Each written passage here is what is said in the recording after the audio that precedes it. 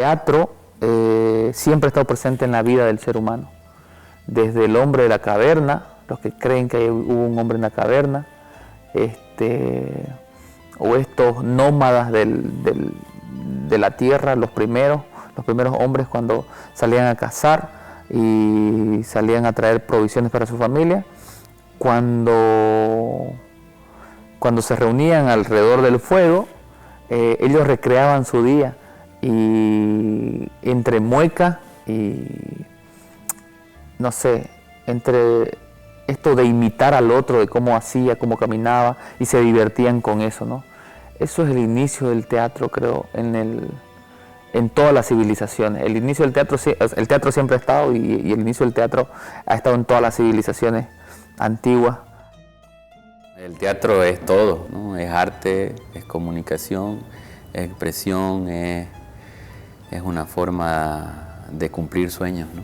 Pero estamos hablando de un arte que es espaciotemporal, que integra muchas artes, que tiene que ver con la realidad de encontrarse espectador y espectáculo, entiéndase espectáculo, todo lo que lo conforma, ¿verdad? Seres humanos y elementos, y además de eso, que está constantemente renovándose e incorporando elementos de otras artes y también, como ya hemos visto, de las nuevas tecnologías.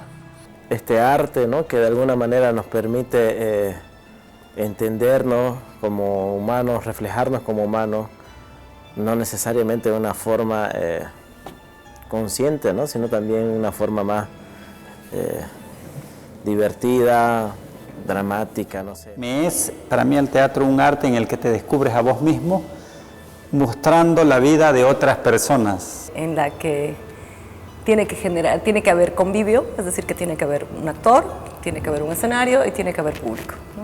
Es un medio de comunicación que no necesita tener, bueno, una lengua en específica. Sino es esa vivencia de experiencias que te mueven por dentro, que mueve tanto al actor como al público. Una herramienta de transformación, una herramienta que me permitía conocer más de la sociedad. Eso, ¿no?, expresar algo que yo quiero decir y también algo que quizás las demás personas quieren decir y no se animan. A mí en el pueblo me decían cazador, porque era como el loro, que andaba por la naturaleza buscando cómo sustentar a su familia. Sí, me trepaba en la casa y me iba de árbol en árbol, yendo para cazar un bichito y sustentar así a mi familia. Hoy en día el teatro no se hace. Estamos coartados de libertad, y estamos coartados de expresión, y estamos coartados del escenario.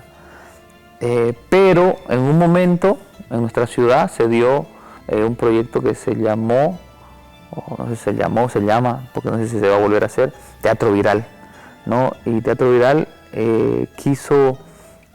era un proyecto que reunía a nuestros actores, dramaturgos y directores de la ciudad, que les daba un reto de hacer una obra en una semana, desde la premisa de la idea, escribir el texto, dirigirlo y actuarlo, y por último presentarlo.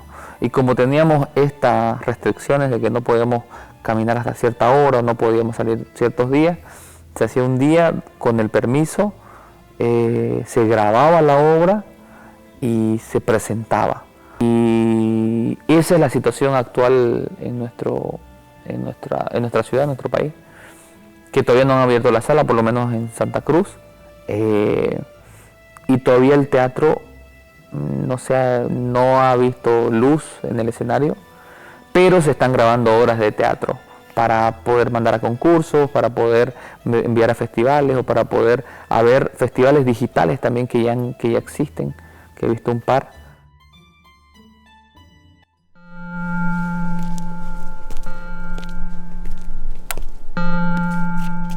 Muy buenas, soy Ariel Vargas Mejía, actor y gestor cultural del SNAC Tiañola. Me encuentro parado ahorita aquí, en la salita de teatro del SNAC, una sala pequeña que ha visto grandes obras de teatro y a grandes artistas. pero que no tiene una sola función de teatro desde marzo. Estoy aquí para que cambiemos esa situación y proponerles un reto. Un reto a los directores, a los dramaturgos, a las actrices, a los actores, al público, a todos en general. El reto de crear una obra nueva entre todos cada semana. Estos detalles se los voy a ir contando todos estos días, porque hemos planificado con algunos amigos y algunas amigas del teatro algo nuevo, algo que hemos llamado Teatro Viral. Bueno, Teatro Viral nace con la inquietud de hacer algo en pandemia, porque bueno, en pandemia nos obligaron a estar encerrados, a estar en una cuarentena rígida, y bueno, nosotros los artistas éramos muy afectados porque no podíamos subir a un escenario que era nuestro común de todos los días. Entonces, de una u otra manera decidimos con un par de colegas jugárnoslas con un reto que involucraba varios oficios, el oficio de la escritura, el oficio de la dirección, los actores. Entonces convocamos a casi todo el gremio para retarlos a que en una semana hagan una obra de teatro que se iba a representar en el SNAC Añola y que iba a ser transmitido en redes sociales, ¿no? Un poco hay una idea de híbrido, ¿no? Porque el teatro tiene que ser en las tablas y tiene que ser vivido, una experiencia directa, física, presencial, pero bueno, ahora nos obligaba a que el teatro se lo vea desde una pantalla, y ese fue el desafío, ese fue el proyecto que fue una realidad. Se convocó a una gran cantidad de artistas, alrededor de unos 40 artistas, entre dramaturgos, directores, actores, actrices, y bueno, también gente crítica, pedagogos de teatro que hicieron su análisis y reflexión sobre el movimiento que se estaba generando de Teatro Viral, ¿no? Cualquier cosa nueva tiene una tradición detrás, aunque por eso no deja de ser lógicamente algo nuevo. Ahora, ¿cuál es el antecedente de Teatro Viral? Dos proyectos que se realizaron en años consecutivos, en el 2018 y 2019, que se conocieron como 24T. Y este proyecto era muy interesante porque se reunían un grupo de actores y directores y tenían que producir una obra en 24 horas. Entonces, esto se hizo con el público, un espectáculo, ¿verdad?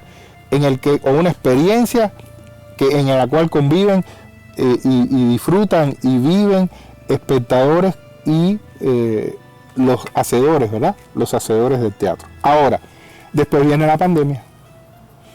Y entonces, en medio de la pandemia y en medio de la situación tan difícil, económica, para actores y demás, surge la idea de la experiencia de Teatro Viral. Se retoma toda la experiencia del 24T para enfrentar este nuevo proyecto de Teatro Viral. Bueno, nosotros en la logística de las temporadas tuvieron dos momentos. Un momento el virtual y otro momento el presencial. El virtual obviamente sucedió en el periodo de cuarentena rígida, donde no se podía movilizar a la gente.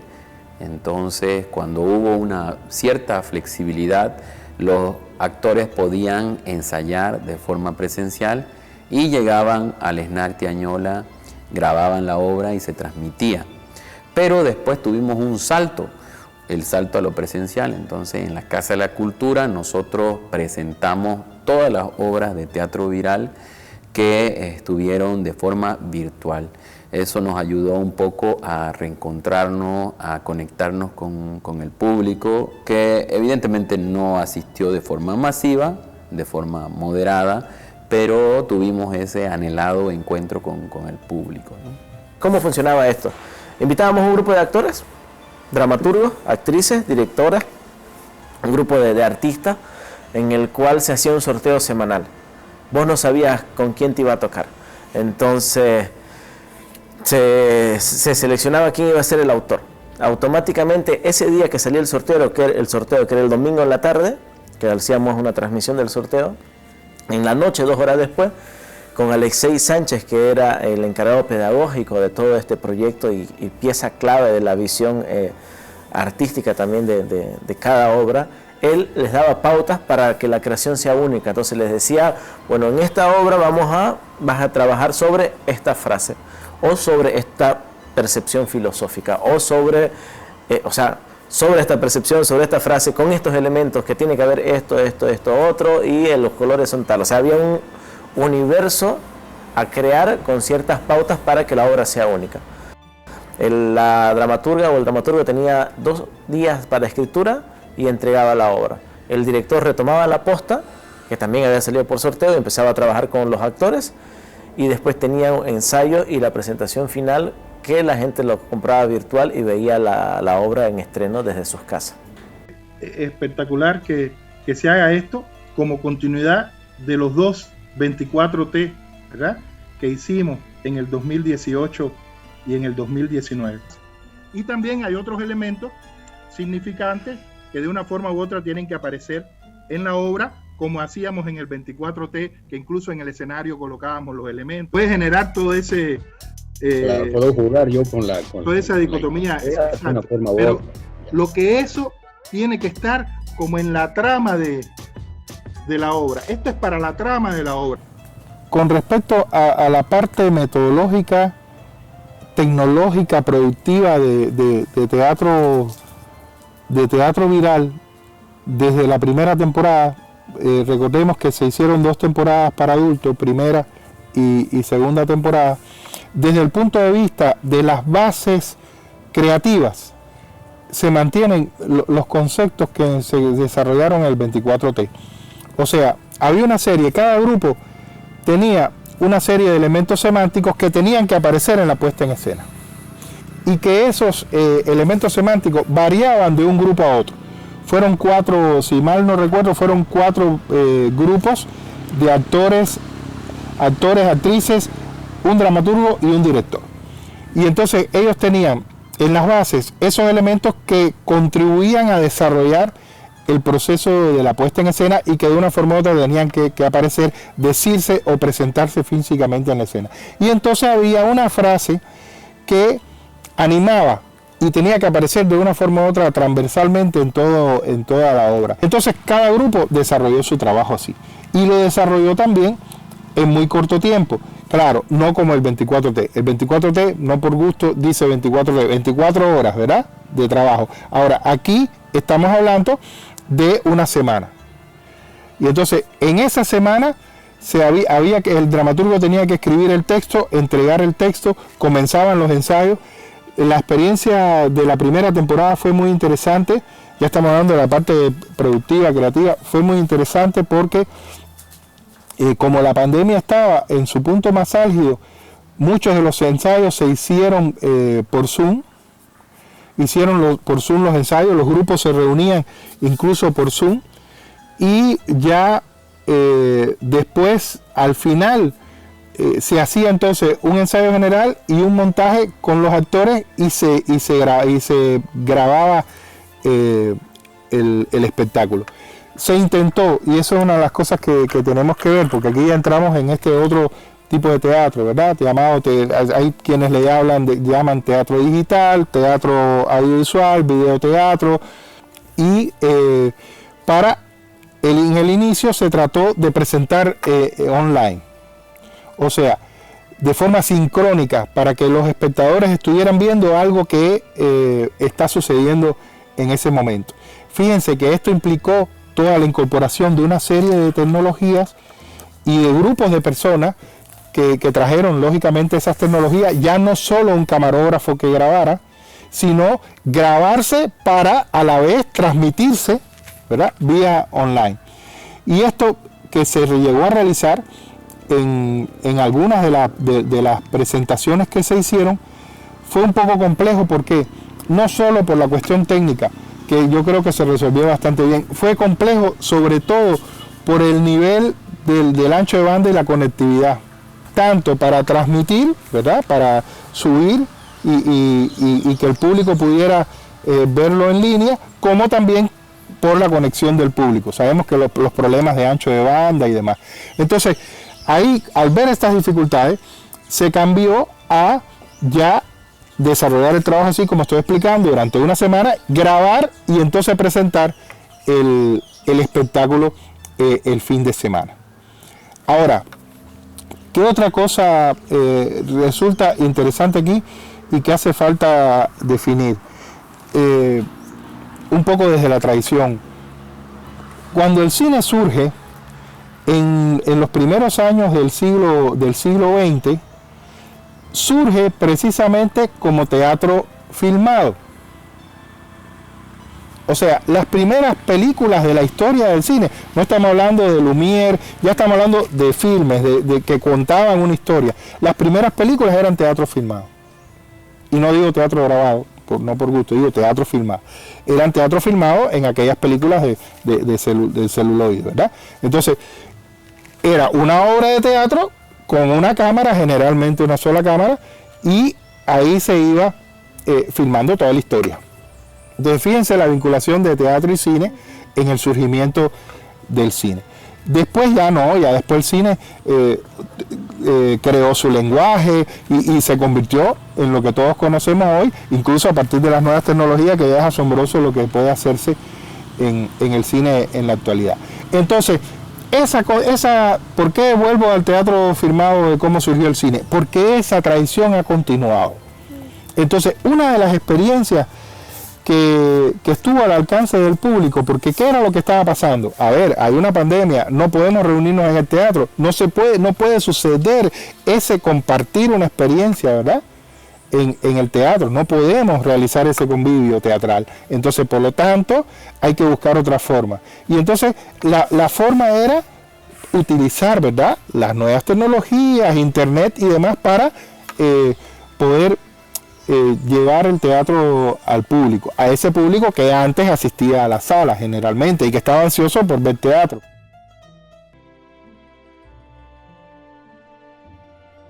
Estábamos todos parados sin saber qué hacer y no nos podíamos quedar quietos, ¿no? Así que empezaron, ellos tuvieron la buena idea de poder realizar presentaciones a nivel virtual, y se manejó más o menos la dinámica del 24T y el proyecto 48 que sale de ahí, ¿no?, de tratar de hacer en menos de una semana una obra, lo cual es un reto, y en este caso en el formato audiovisual, que era una experiencia nueva para todos, que la verdad llamó bastante la atención y creo que dejó algunos trabajos que fueron bastante satisfactorios, como algunos que también no quedamos muy contentos, pero la experiencia es lo que queda, ¿no? Como yo trabajo mucho en el audiovisual, o sea, yo ya estoy más ligado al audiovisual que al teatro, pero manejo los dos lenguajes, para mí fue muy cómodo, aunque como no iba a dirigir yo, ahí es donde sentía la duda de cómo lo va a interpretar el director, porque yo sabía que el director no trabaja tanto en audiovisual. De hecho, el mismo formato del guión que escribo en un formato audiovisual, con sugerencia de plano. Yo escribí un guión destinado a que se filme, teniendo en cuenta de cómo era el proyecto y lo que iba a pasar, ¿no? O sea, cómo lo iban a abordar. Así que lo abordé desde el punto de vista audiovisual, obviamente con la diferencia que se iba a hacer en un escenario, y como yo manejo mucho la narrativa en una sola locación porque vengo del teatro, así que me fue bastante cómodo, me sentí bastante cómodo en ese sentido, ¿no? Bueno, sí, es verdad. Desde que me diagnosticaron, yo veo los detalles de las cosas de la vida que son hermosas. Yo sabía, les dije. Lo supe desde el primer momento que entró por esa puerta. A ver, Valentina, por favor. Dale tiempo. No tiene tiempo. Él dijo, ya se lo dijo, él puede morir en cualquier momento. No, además, hay que tener paciencia con él, ¿no te parece? No podemos ayudarle a tipos como este, no se puede, ¿no entiende? El positivismo es un virus altamente contagioso. Nos puede contagiar, se nos puede impregnar. Lo mejor sería que se vaya lo antes posible. No tiene nada que hacer aquí entre nosotras. ¡Que se vaya!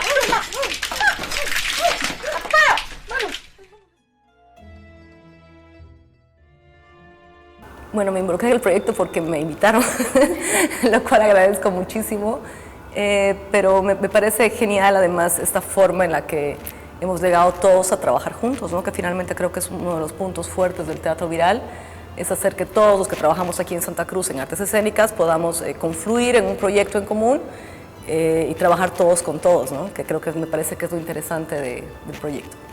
Creo que todavía esto, no sé si podemos decir que es teatro en video, ¿no? No sé si hay un término para explicar lo que hacemos, pero sí considero que es como una experimentación dentro de las artes, jugando con la cámara y usando conceptos básicos de teatro, ¿no? O sea, por ejemplo, esto que teníamos de que no habían cortes, ¿no? Que era una sola filmación, que mantenía un poco esto de lo vivo, de alguna forma.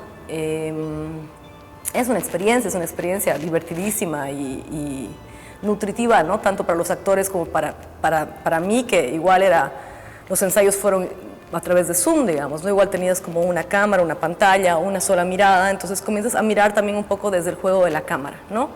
Además que en esta obra uno de los personajes era la cámara, era este objeto, digamos, ¿no? Entonces, que nos permitía también jugar desde cómo miraría este objeto si estuviera vivo, ¿no? Entonces sí fue un juego y un descubrimiento, creo, y sobre todo una exploración de cómo usar estas cosas y hacer que funcione, porque finalmente no vamos a dejar de hacer, no creo que esa no es una opción. Un tiempo limitado es siempre un reto, ¿no? Yo, para otras cosas que sí he hecho en este mismo formato, sí prefiero un poco darle más tiempo, ¿no? O sea, que realmente haya muchísimo más ensayo, porque además el tema de tener una cámara a mí me implica que los personajes y que todo tiene que estar tan ordenado y tan claro sobre dónde me paro, dónde miro, mucho más que por ahí en el escenario mismo, que por ahí tienes como más juego de improvisación. Aquí no, porque si no estás donde tienes que estar, la cámara no va a enfocar lo que quiero que enfoque, ¿no? Y qué sé yo. Entonces por ahí yo prefiero procesos un poquito más largos, digamos, ¿no? Que realmente pueda hacer este juego con la cámara. Pero por supuesto tener un tiempo reducido, digo, es un proceso de juego también, digamos, ¿no? De jugárnoslas y ver, tienes este tiempo y en este tiempo, ¿qué puedes generar con eso? Entonces, claro, igual, no sé, es como, te pones creativo, pero yo siempre prefiero tiempos un poco más largos, ¿no? Para generar una investigación más profunda sobre los textos, sobre por qué, sobre dónde, sobre cómo, digamos, ¿no? Pero también eso es algo muy, muy, muy personal de mi forma de trabajar en el teatro, ¿no? Mi prisión.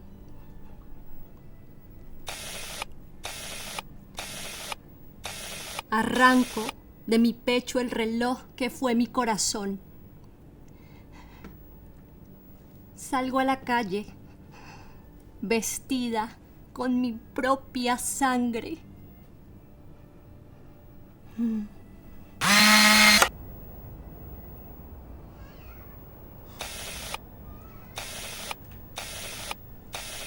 Como teníamos este juego de ese objeto que está semivivo, ¿no? Y que se mueve, entonces me parecía a mí más sencillo ver dónde podía generarse un acercamiento, un alejamiento, como si realmente yo fuera el ojo de la cámara, ¿no? En realidad era un poco ese el juego, ¿no?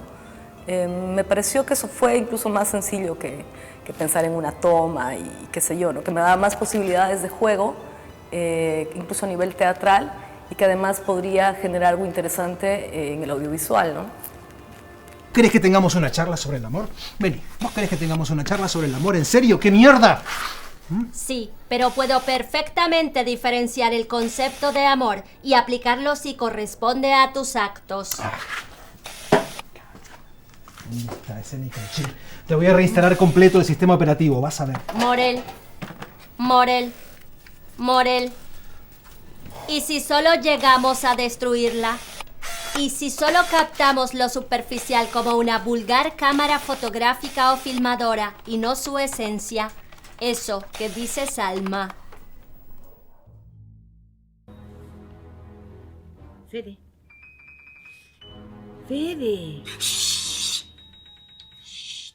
Silencio.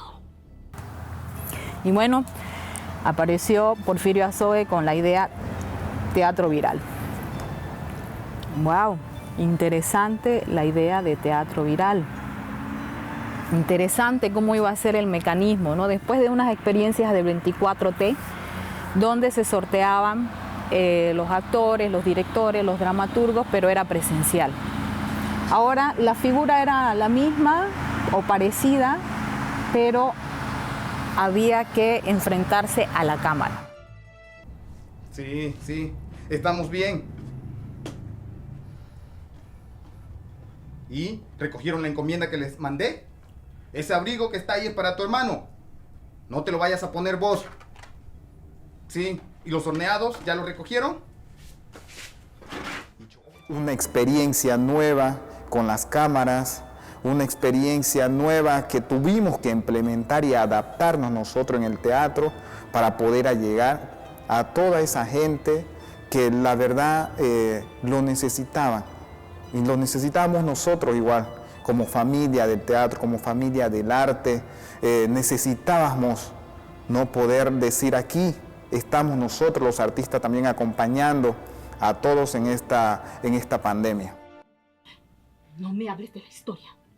Lo único que te pido es que no me hables de la historia. El director fue muy capaz y solucionó. ¿Cómo va a ser esto? Porque además Saigat quiere decir espíritus del tiempo, ¿no? Entonces éramos 2 actrices con Lorena Sugier y yo, 2 clowns. Le buscó el director la forma, fuimos trabajando, conversando, buscando cómo podía ser. Y esta obra entonces, ya, la cámara, ¿qué va a hacer? Una ventana, esa ventana donde está el otro, donde está el espectador, ese que te mira, ¿no? Bueno, yo tengo la experiencia como actriz en audiovisual, digamos, en cine, en publicidad, en algunos cortometrajes.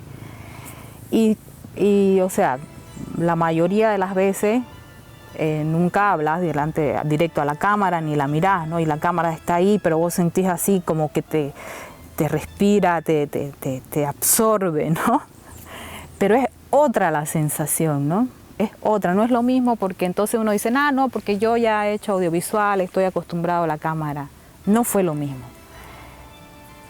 Yo sentía que la cámara así era otra sensación porque sabía que dentro de ese espacio oscuro que se ve allá dentro de esa cámara estaba ese espectador. Pero la sensación esa que uno siente cuando está el cuerpo presente del espectador frente a uno no era la misma. Sí existía algo, ¿no?, que te mueve por dentro, ese trabajo de energía, pero era diferente. Era diferente. Pero también era algo nuevo. Era una experiencia muy, muy, muy nueva, ¿no? Lo bueno fue que nosotros en esta puesta en escena de Saigat descubrimos esa ventana, ¿no?, junto a Lorena Sugier.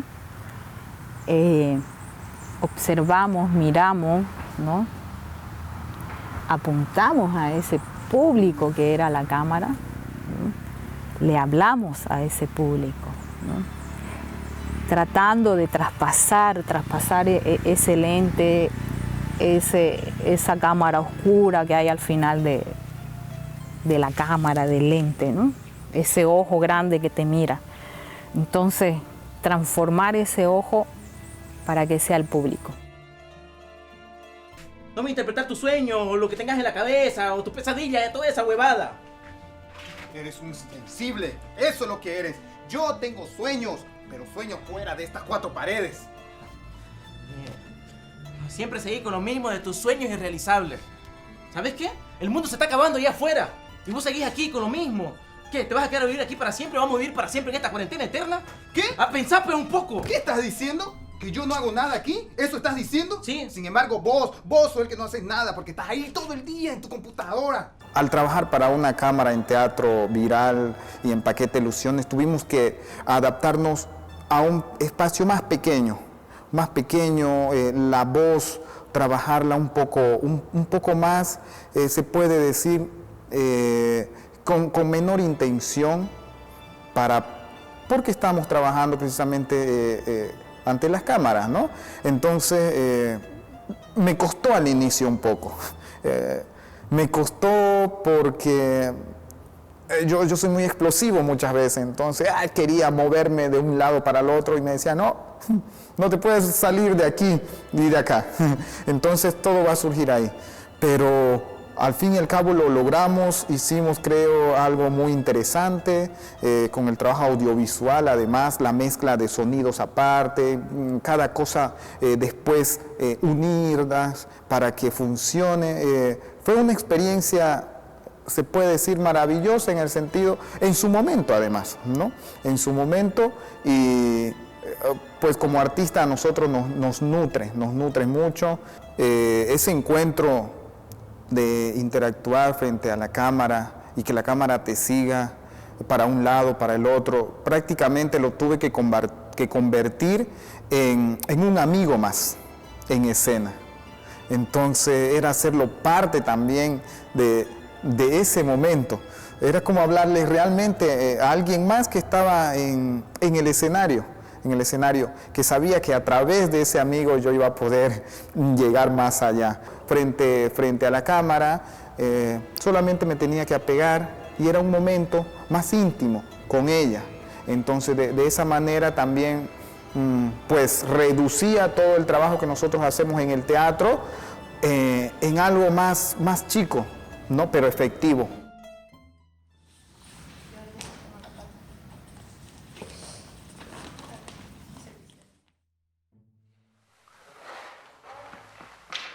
Había opiniones diferentes, que unos decían que estaba afectando la esencia del teatro, mientras que otros decían que es una forma de adaptarnos, una forma de buscar nuevos lenguajes. Hicimos la primera temporada de Teatro Viral y fue bastante interesante como logro, porque además también aprendimos a hacer la venta por internet, nosotros juntos, la transmisión, el link que les llegaba a sus hogares.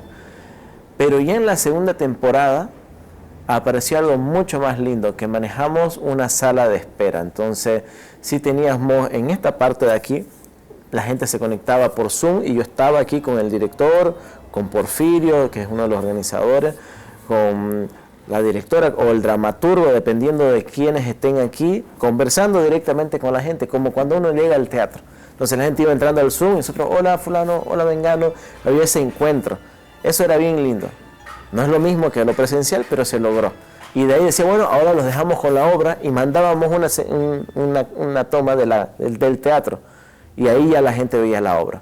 Terminaba la obra y volvíamos otra vez con nosotros y de ahí venían los actores a conversar con el público. Entonces tratando de emular de alguna forma lo que era el evento presencial.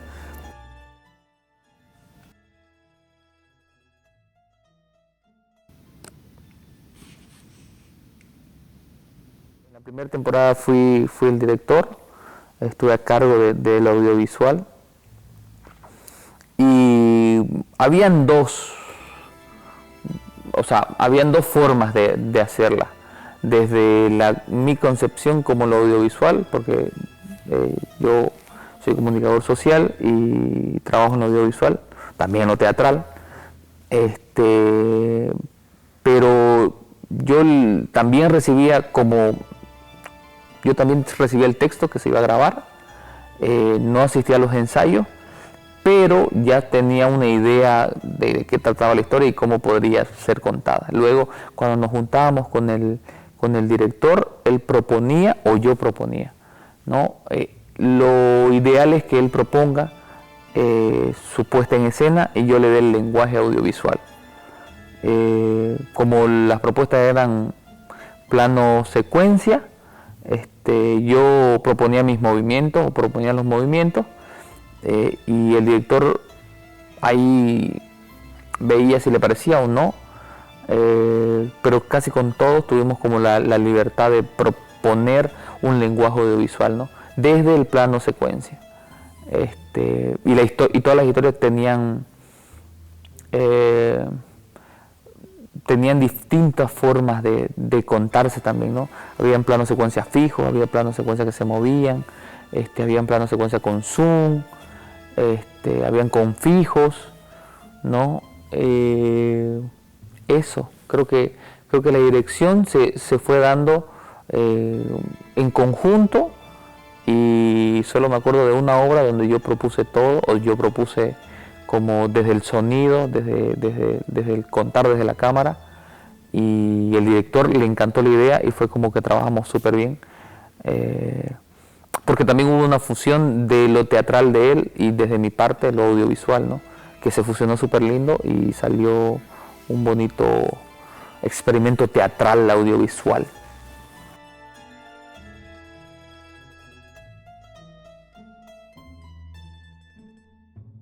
El uso de las herramientas audiovisuales en Bolivia están dando como un salto, ¿no? O están corriendo muy rápido. Por esto de la pandemia también, porque y también por la tecnología, ¿no? Se habla mucho de la democratización del medio de comunicación. Y se ha introducido en el arte y en el teatro también, porque hablamos de teatro viral para seguir haciendo teatro. Y sobre todo, y creo que lo que mejor le va es al stand-up, ¿no? El stand-up, no sé si lo digo bien. Pero por ejemplo, ellos se graban y suben a redes sociales y funciona súper bien. Y si son súper graciosos y tienen chistes muy buenos, se hace viral, ¿no? Y tienen miles de reproducciones, millones, y hay gente que se hace denotar mucho. Y en Bolivia o en Santa Cruz se está dando esto, ¿no? Tenemos un espacio cultural de amigos, donde se hace casi todos los días stand-up con comediantes, ¿no? Consagrados, no consagrados, con los que prueban, con los que van, con los que se animan. Y también han hecho un festival de stand-up, en el cual yo estuve haciendo registro fotográfico. Se grababa y también se subía y también se vendían las entradas. Ahora se hacen transmisiones, pero es como creo que el mejor formato como escénico que se ha adaptado a las herramientas audiovisuales, ¿no? Porque necesitan un micrófono, necesitan un comediante y una cámara y ya. No como el teatro, que necesita escenografía, necesita luces, necesita los actores, 1, 2, 3, ¿no? Y un montón de equipo atrás para seguir. Pero creo que al stand-up le está yendo mucho mejor porque es mucho más fácil, ¿no? No es raro no ver orureños esta noche, la mayoría está afuera sacando coimas. Buen momento, ¿no? No los culpes, ¿no? Los orureños tenemos dos opciones en la vida. O nos hacemos pacos y venimos a Santa Cruz, o venimos a Santa Cruz y hacemos shows de stand-up por 40 pesos el cover. Así que no hay muchas opciones. Gracias. Cuando fue el año pasado, que era el 5º aniversario, era un mes exactamente de que estábamos parados. Entonces dije, ¿qué hacemos, no? Porque no quiero pasar sin generar también actividades con el snack. Y la mejor opción fue hacer a través del stand-up, porque la comedia y el stand-up es algo que el público está acostumbrado de alguna forma a leer, a ver ya sea en celulares, en tablet, en vivo. Hay una cosa con la comedia que se puede ver de una forma audiovisual. Entonces hicimos un festival de stand-up, contratamos una empresa en ese momento, coordinamos con una empresa que estaba haciendo en La Paz ventas en el show del Teatro Municipal. Vimos el formato que estaban haciendo en el Teatro Municipal de La Paz y dije, hagamos algo similar, adaptamos a nuestra realidad y empezamos a querer hacer un fin de semana. Primero quería hacer un show para celebrar el aniversario, después hablé con otros comediantes y dije, bueno, voy a hacer 3 shows el fin de semana, y esos hablaron con los otros y de los otros me dijeron, yo quiero estar, y terminamos haciendo 3 fines de semana con 4 shows por día, que da un total de 12 espectáculos con 18 comediantes, un evento grande que cubrió nuestras expectativas no solo económicas sino artísticas, y nos demostró que podíamos hacer eventos virtuales en plena pandemia, ¿no? Como hay la capacidad de tener un poco de público ahora, queda un poquito más natural, porque se escuchan las risas también de la gente, ¿no? Porque también eso es necesario, ¿no? En el stand-up es muy necesaria la interacción, digamos, entre el público y el stand-upero. Y ahora hay Matole, que es un stand-upero, un comediante que además es conocedor de todo lo que es estas cosas tecnológicas, que se encarga de la transmisión. Entonces colocamos 3 cámaras, la gente puede comprar virtual o presencial, o sea, puede venir aquí, sentarse en las mesas, pedirse algo para comer y ver el show, o verlos desde sus casas con una transmisión directa. Entonces agarramos un link privado que enviamos a las personas que compren la entrada para que puedan disfrutar el show en vivo o incluso después de la presentación en vivo, porque queda el link disponible para ellos para que lo puedan ver en otro momento. Usamos OBS y transmitimos en vivo usando las cámaras que podamos, porque nos prestamos varias cámaras entre los estandaperos y los que estamos, y lo mandamos, ¿no? Es lo más sencillo posible que sea, para que sea también lo más práctico, ¿no? Y está, también nos encargamos, buscamos que esté siempre un buen audio, tanto del estandapero como que se escuche un poco el público para que quede más natural, digamos, igual, ¿no? Saltando cuerda. Y en vez de hacerse solamente la burla, porque sí se hacen la burla, porque estás vieja y qué sé yo, digamos, ¿no? ¿Puedes ir ahí en el pasillo, como sentados, bajo tu propio riesgo? No es. Mi madre dice, total, la gente siempre va a tener hambre. Lo cual es verdad, y lo cual quiere decir que tampoco le tiene mucha fe a mi comedia. Feliz, pues, ¿no? Ahí es cuando amo el Serial Actor. Lo amo y, bueno, debe ser una relación, me debe amar, una recíproca, porque se deja comer bien, digamos, ¿no?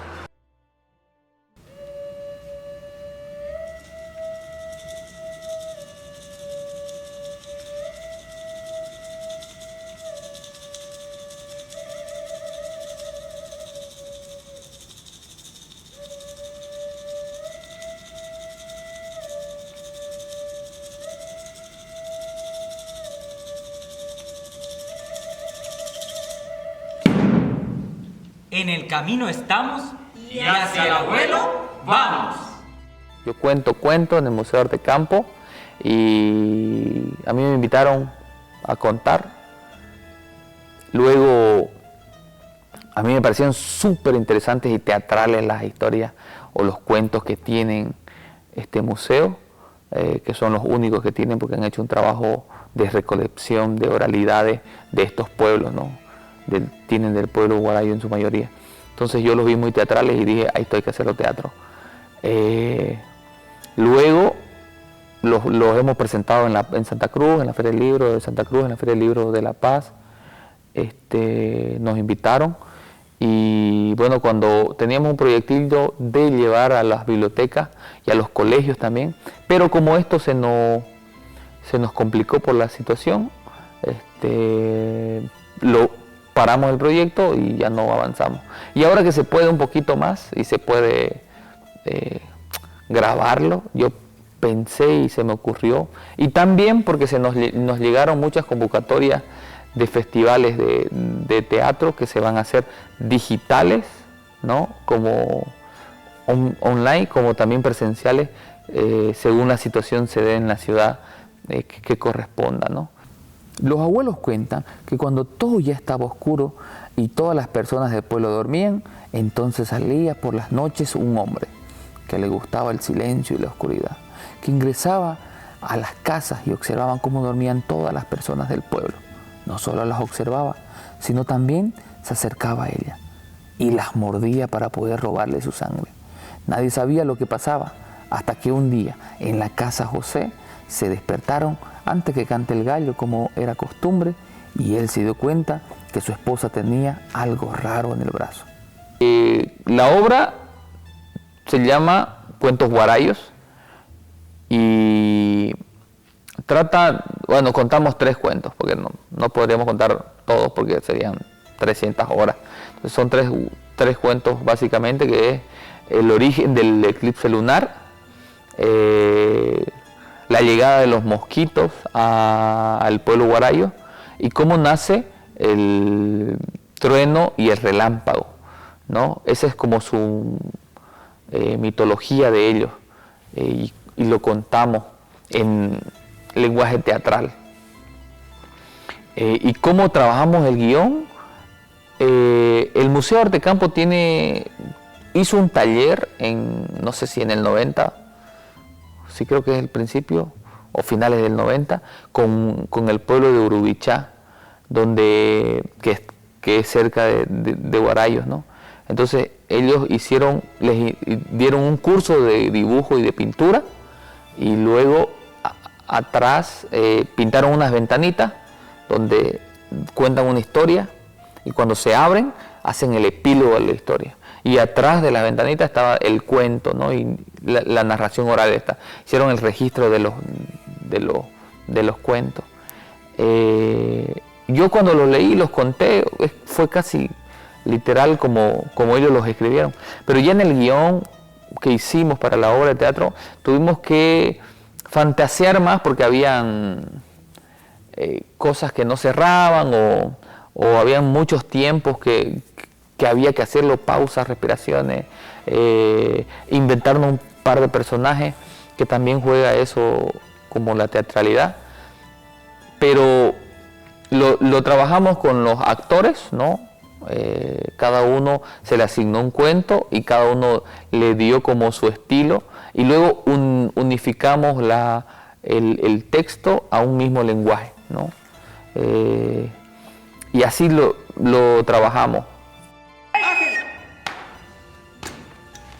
Repito, estas historias se las contaron los abuelos a sus nietos, los nietos a sus hijos y los hijos a los hijos de sus hijos. ¿Les parece si comenzamos? Estoy seguro que fue Doña María. No pudo ser Doña María. Yo lo que tenía en la cabeza era que queríamos contar desde la expresión de los personajes. Entonces por eso tenemos planos cerrados y detalles también. Y sí, obviamente necesitamos un plano general. Y obviamente trabajamos plano medio, trabajamos primer plano, trabajamos plano general, creo que un gran plano general, y con eso queremos darle un dinamismo a la obra, ¿no? Y no tener solo un plano general como normalmente se graba una obra de teatro, sino también esto ya es una propuesta teatral audiovisual, y ahí está la discusión, ¿es teatro o no? Pero queremos que sea dinámica como nuestra obra, como es la puesta en escena de la obra, ¿no? El tratamiento de la luz obviamente es muy distinta a la teatral, entonces tuvimos que delimitar nuestras luces, tener contras para dibujar nuestra silueta, tenemos que tener frontales para no tener sombra, y cenitales, ¿no? para delimitar bien este círculo que les contaba. Pero no es circular, es frontal. Claro, por eso están cruzaditos, para que no tengas sombras en ningún lado, porque para grabar sí o sí va a ser eso. Incluso uno más aquí podemos poner como contra, sí, pero vienen cruzados, digamos, donde no tenga sombra en ningún lado. Incluso para tu general podríamos venir de acá adelante unos 3 o 4. Este era el... Ah, ya. Desde ese punto a este punto, así era más o menos. Apagámelo, bajando el 6.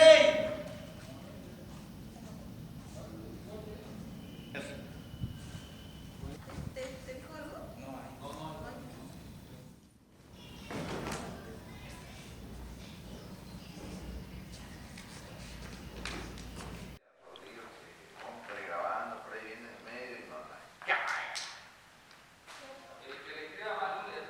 El tratamiento del sonido, nosotros queríamos que nuestra obra, o siempre deseamos esto, de que nuestra obra no tenga un sonido externo, que no sea que lo podamos hacer nosotros. Entonces trabajamos con instrumentos de viento, trabajamos con percusión, ¿no?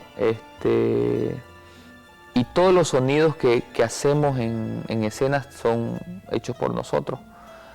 Para la escena, en vivo y en directo, digamos, ¿no? No hay nada externo, no hay un parlante, no hay una pista, no hay nada. Y para la obra, para grabar la obra, también tuvimos un sonidista que hizo la captación del sonido, desde nuestros relatos hasta nuestra música, la sonoridad que tiene la obra, que también está pensada desde el pueblo, porque el pueblo de Urubichá de donde vienen estos cuentos, tocan instrumentos y no tienen nada grabado, digamos, ¿no? Y es como su esencia también de este pueblo, que ellos todavía siguen perdurando los instrumentos, y los instrumentos que los españoles vinieron a enseñarles a ellos, ¿no? También. Por eso también no queríamos que nada, ni un ritmo, ni nada, ni una canción externa que no sea en escena, sea reproducida en la obra. Eso es lo importante. Estas historias pasaron de generación en generación. ¡Ataque!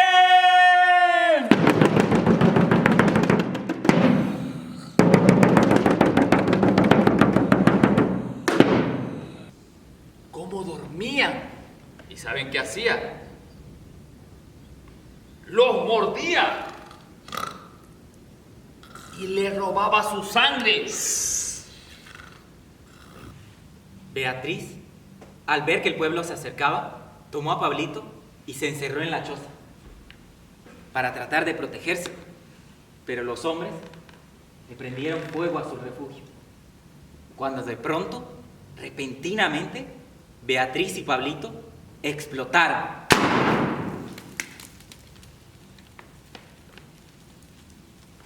Para subir a los cielos y convertirse en el Oberabae o Sunubae, que en la lengua guarayú quiere decir el trueno y el relámpago.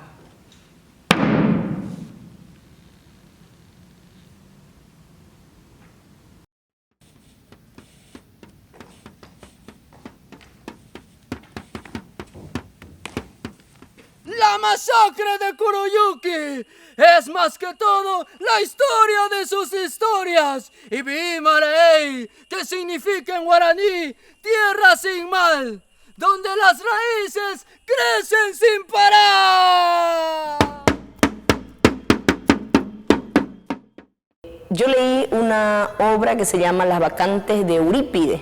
Es una obra que data 502 años antes de Cristo, ¿no? O 507, algo así, no me acuerdo qué tiempo. Entonces, esta obra habla acerca de un dios que es una divinidad que hace que a través de una bebida sagrada la sociedad entre en euforia, ¿no? Entonces, a mí me llamó tanto la atención y yo no sabía con qué resonaba esto en mí, porque yo lo veía, leí el texto y dije, esto me agrada, pero no sé desde qué punto de vista. Resulta que un día yo viajo a mis raíces, yo soy de descendencia guaraní, y yo veo el ritual del arete guazú en mi pueblo y me doy cuenta que ahí era donde resonaba. Dije, claro, o sea, es esto. Las Bacantes de Eurípides tiene mucho que ver con el ritual del arete guazo de los pueblos guaraní. Empecé a darme cuenta que los personajes coincidían, entonces al encontrar tantos recursos necesitaba yo aterrizar la idea. Y hablo en singular, hablo de yo porque después fue nuestro, ya no fue mío. Comenzamos a investigar y desde ahí arrancamos, empezamos a buscar herramientas de cómo unir los personajes, cómo hacer de que este material bibliográfico e histórico y ritualesco tenga sentido con el teatro. Y ahí llega después de un tiempito Bianca al grupo, después llegan otros compañeros y es interesante porque lo que nosotros hacemos es teatro de investigación, ¿no? Y este teatro de investigación fue evolucionando y se convirtió en un teatro más antropológico. Sí. Y nos dimos cuenta que necesitábamos más información. Ya llevábamos investigando la obra, ¿cuánto tiempo? 2 años. 2 años ya. 2 años solo de investigar la obra, de buscar recursos. Ya Las Bacantes pasó a segundo plano. ¿Por qué? Porque necesitábamos una escritura propia. Necesitábamos un material. Las Bacantes fue la inspiración más hermosa porque fue la columna vertebral de todo el texto y llega Bianca, que ella trabaja las letras, está en el inicio. Ella hace un taller en... ¿Dónde fue? ¿En Venezuela? No, Ecuador, en Mala Hierba. Ella hizo un taller en Ecuador y como teníamos esta investigación, se lleva la investigación a Ecuador al taller de Mala Hierba con, ¿cómo se llama? Aristides Vargas. Con el gran Aristides Vargas. Y allá ella comienza a hacer los primeros trazos en texto de lo que fue la investigación de la obra, pero convertirlo en texto dramatúrgico. Entonces, cuando lo convierte en texto dramatúrgico, ya empieza a darse cuenta qué personaje nos quedaba a cada uno, ¿no? Sí. Empieza a explorar eso, vuelve de Ecuador con el texto y ya nosotros más o menos teníamos definido algo, ¿no? ¿Te acuerdas? Como unos trazos ya habían. Sí, ya había como un esquema de escenas, por así decirlo, de la obra, entonces ya era trabajar sobre eso y además que no fue solo mía la escritura, digamos, yo simplemente agarré ideas que ellas me daban porque ellas también me daban sus escritos, sus ideas, entonces lo que yo hice fue pulir y tratar de unir todo y bueno, ya después de que teníamos el texto fue ensayar. Vino otro proceso que se llamaban las imágenes. Ah, cierto. Ese fue otro momento. O sea, ya teníamos un texto, teníamos más o menos la idea, las puestas en escena, pero nos faltaban las imágenes. Entonces no había coherencia entre cómo anexar los objetos que utilizábamos en la escena con la forma de interpretar, más la utilización del recurso dramático con la máscara. Y en ese momento llegó el Teatro de los Andes. Entonces vino Tarija, el Teatro de los Andes, y pudo participar una integrante, Ángela y Bianca, ¿no? Sí. Y ahí ellas condensaron, llevaron la misma investigación al Teatro de los Andes y trabajaron las imágenes de la obra, y ahí fue patada voladora porque el Gonzalo Callejas con Alice corrigieron varias cosas que estábamos haciendo mal con las imágenes que ocupábamos en la obra. Entonces, de ahí ellas llegaron, vinieron con el material, nos corrigieron a nosotros, los que nos quedamos aquí, y bueno, ya empezó esto a florecer y a dar.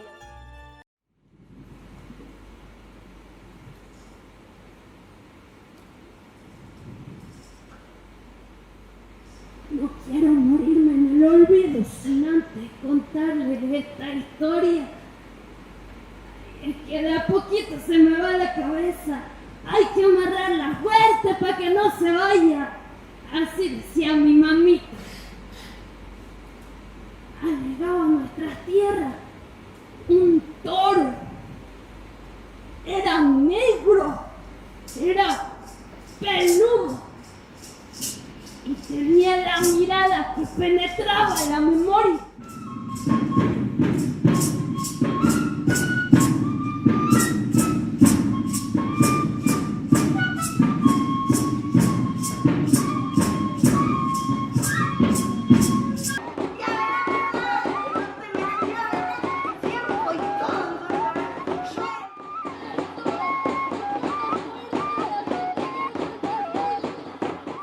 Como no podemos llegar a las comunidades por el tema de la pandemia, vamos a hacerlo audiovisual.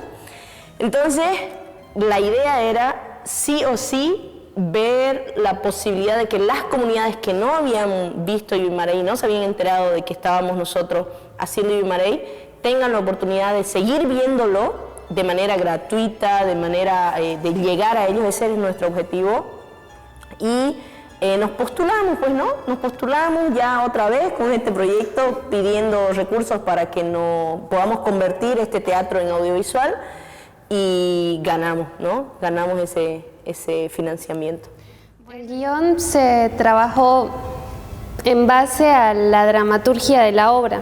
Entonces, todo ese proceso que nosotras tuvimos de investigación por Zoom, para ver cómo es que iba a funcionar a lo audiovisual, fue como que lanzar ideas, bueno, era ver la obra, porque nosotras ya teníamos la obra grabada, digamos, en teatro. Entonces cada una se tomó el trabajo de ver de nuevo la obra de teatro y anotar ideas, digamos, anotar ideas de cosas principales que nos gustarían, bueno, no que nos gustarían, que funcionarían en lo audiovisual. Sobre eso, Luis, que es el que un poco sabe sobre sabe sobre el audiovisual, empezó a trabajar y armó como un guión para presentarle a las personas que nos iban a ayudar, bueno, las personas que van a trabajar lo audiovisual. Cada vez te pones más bonita. También, viejita, sí me gusta. Y también me gusta cuando te pones brava, vieja. Igual fue 2 días, creo, en 2 días se hizo toda esa grabación. Fue una cosa distinta a lo que es en el teatro, digamos. Para mí fue primera vez, digamos, entrar a esto del audiovisual. Que el que está frente a la cámara es el personaje, ¿no? En una marioneta, porque escogimos ¿cuántas marionetas para que estén frente a cámara? La del abuelo, no, la del Ipaye, que estaba en el tronco. Arambi. Y Arambi. Teníamos 2 marionetas, entonces, ¿cómo haces para que se convierta eso en lo real, ¿no? En lo natural? Porque ella simplemente, la absorción, absorbe tanto una marioneta en la cámara que el simple movimiento no controlado, ¿no? Necesitábamos tener precisión. Entonces, más allá del trabajo corporal, más allá del trabajo mecánico, la mecánica de la actuación de los muñecos y de nosotros, lo que hemos aprendido sobre todo en este proceso ha sido el control de la energía igual, nuestras energías. Porque yo pienso que la precisión de varias cosas que pasan es porque hay como un trabajito. ¿Te acuerdas que repetíamos 20.000 veces? Entonces hay como un trabajo de canalización energética. Eso es bonito entre nosotros, ¿no? Sí. Tener el trabajo de saber que toda tu energía está colocada en ese muñeco, en esta máscara, en lo externo igual.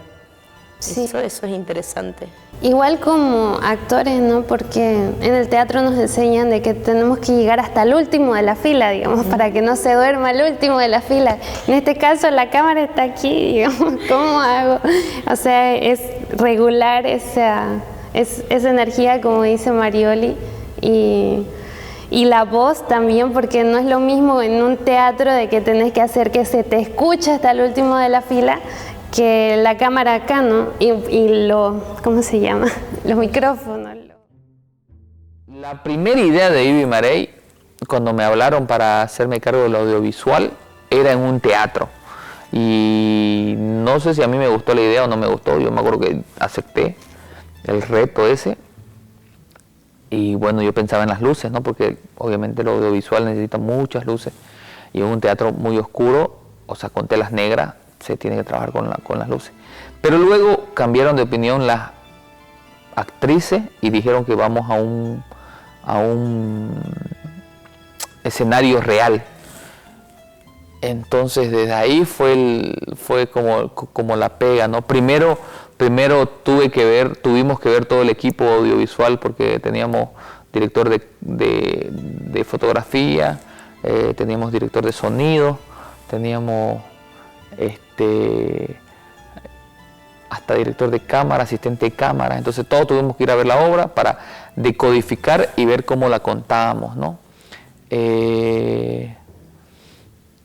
Y luego hacer scouting del lugar para saber, esto puede ser acá, esto puede ser. O sea, no duró mucho tiempo de la preproducción para hacer esto.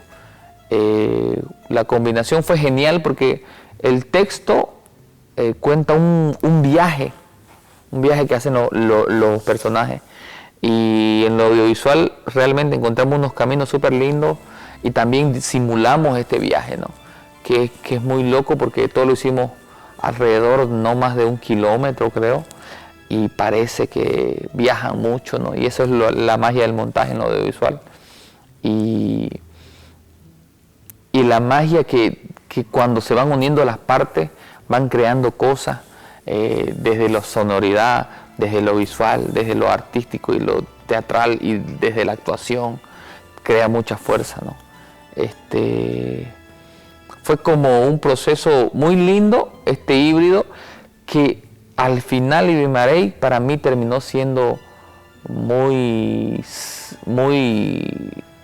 cine, ¿no? Un lenguaje muy de cine, y lo teatral está en la actuación, que también refuerza a lo del cine, que es genial, ¿no? Eso para mí quedó súper bien, y el proyecto fue hecho exactamente para eso, en pandemia, porque esa obra tenía que correr por pueblos del Chaco, ¿no? de Cordillera, Y como no se podía viajar, se decidió hacer la obra para que la gente lo pueda ver por internet. Y terminó siendo un trabajo audiovisual, creo que súper lindo. Teatral también, pero creo que fue más audiovisual.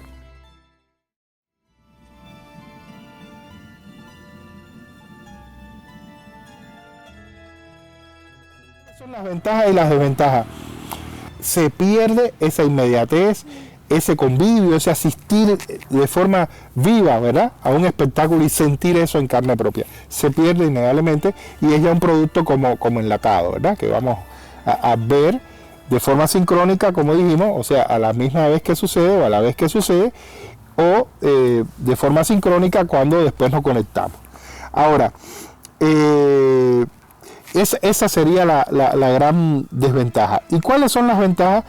Yo creo que la primera ventaja para mí es el ejercicio al que se han sometido y el reto que han superado los hombres y mujeres del teatro en unidad con hombres y mujeres del universo audiovisual, ¿verdad? Es adaptarse a esta nueva realidad y seguir creando en esta nueva realidad. Ser capaces de producir teatro, aunque no ese teatro, ¿verdad?, tradicional al que estamos acostumbrados, ese teatro audiovisual, ese videoteatro, y que tenga grandes valores desde el punto de vista teatral, entiéndase actuaciones, dirección, texto, y que tenga además también valores desde el punto de vista audiovisual. Nosotros como actores, como directores o productores, tendríamos que dialogar con las nuevas tecnologías. O sea, son formas. O sea, yo puedo usar el audiovisual, yo puedo usar las apps, puedo utilizar la tecnología a favor de mi propio lenguaje, un lenguaje teatral que voy a transmitir o voy a plantear en mi puesta en escena. De eso se trata, o sea, de utilizar las nuevas tecnologías para que se beneficie una puesta en escena y nos resulte contemporánea o nos resulte transgresora. Creo que lo mejor que puede pasar es ser práctico y romper esas barreras. Siempre hay gente que dice, no, es que no se debería filmar, es que yo soy de teatro, pero no soy de cine o no soy de audiovisual, a mí no me interesa. Todas esas cosas se cayeron en la pandemia, era la única forma de existir. Entonces la gente empezó a pensar, los artistas empezamos a pensar cómo narrar a través de una pantalla. Y eso creo que ya ha roto muchas barreras.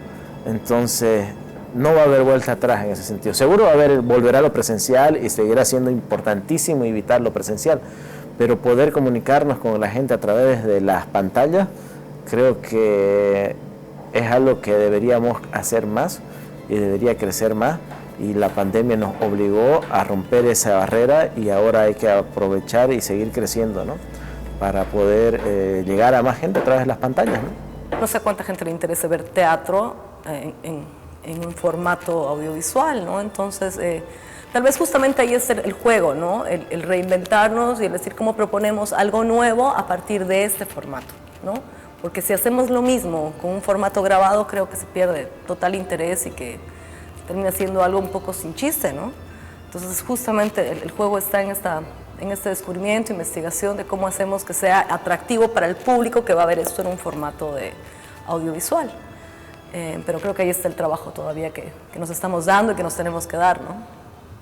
Tiene que haber un equilibrio entre lo audiovisual y lo teatral. Lo teatral sabemos que es el actor, lo audiovisual es el manejo de cámaras, un manejo creativo, como el autoselfie, que he visto muchas obras que son autoselfie, muchos monólogos que me han parecido alucinantes, y el montaje, ¿no? Sin que llegue a ser cine, porque ya lo demás pasa a ser novela, cine, ¿no? Sino es un nuevo código que ha nacido a raíz de esto, y creo que va a ser muy interesante lo que va a suceder en los próximos años, porque vamos a poder ver, ¿no?, qué propuestas nuevas generan, porque ya no se va a depender tanto de la entrada, de la venta de tickets, sino de las visualizaciones, de los likes, de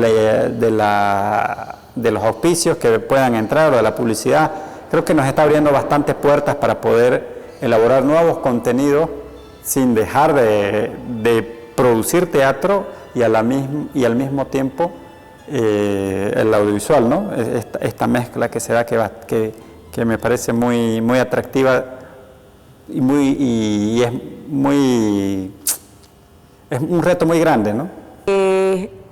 Me parece que son herramientas que van a seguir existiendo, va a seguir aportando y hay que buscar qué hay detrás de esto que el ser humano está intentando descifrar igual, porque son formas de lenguajes, ¿no? Lenguajes nuevos que están existiendo y que están queriendo a gritos decir algo y se están mezclando, hay simbiosis, ¿no? De las artes y nada está, no está mal, o sea, al contrario, es tener la oportunidad de explorar estas áreas, ¿no? Y estas herramientas. Entonces cuando pienso en esto, pienso que, justo como dice Marioli, agarrar las herramientas audiovisuales que me puedan servir para lo que quiero mostrar, para lo que quiero transmitir, ¿no? Utilizarlo como base el teatro, pero ver qué es lo que se necesita para complementar a la obra.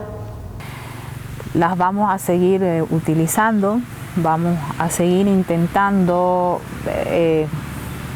fusionar, ¿no? El audiovisual con el teatro en vivo, utilizar los medios, ¿no? Pues creo que van a haber muchos descubrimientos, ¿no? De una nueva forma de hacer teatro. Creo que el teatro quiere seguir existiendo, ¿no? Aunque esta situación no lo deje, está peleando y está exigiendo y está buscando la forma de nacer, romper paredes, pisos, y está saliendo. Entonces, la forma audiovisual o lo audiovisual que le está siendo como hermano, o como ayuda, o como bastón para seguir existiendo, es lo que está pasando ahora, ¿no? Por las medidas y por las cosas que no podemos hacer. Eso obviamente en los puristas y en los más, no sé, pues, que se aferran a decir que eso no es teatro, a los más tradicionales que dicen que eso no es teatro, y claro, no es teatro porque el teatro para existir necesita un actor y público y nada más, pero es la forma que ahora está existiendo, ¿no? Que los actores de teatro están haciendo esto y que nosotros, los actores, estamos también conscientes de que nos estamos apoyando en el audiovisual hasta que pase y nos dejen otras existir. Y obviamente nosotros, como no nos abren los teatros hasta ahora, nos morimos por actuar y por estar en escena, así que buscamos cualquier excusa, aunque sea para grabar la obra en una caja negra y con cámara al frente, estamos ahí, ¿no? Dispuestos. Solo necesitamos una excusa para subirnos al escenario. La reflexión del teatro actual creo que es, nos morimos por subir, peleamos por subir y estamos siempre listos para estar en escena, a pesar de lo que venga. Y en la pandemia y en la cuarentena y todas las medidas que se han dado, en la adversidad, el arte resiste y el arte nos hace respirar, nos hace salir un poquito de nuestro confort, y también el arte está para eso, ¿no? Para denunciar, para hablar, para decir, para sacar cosas al flote. Y bueno, estamos haciendo lo que podemos, pero estamos haciendo lo que queremos también, ¿no? Que es teatro.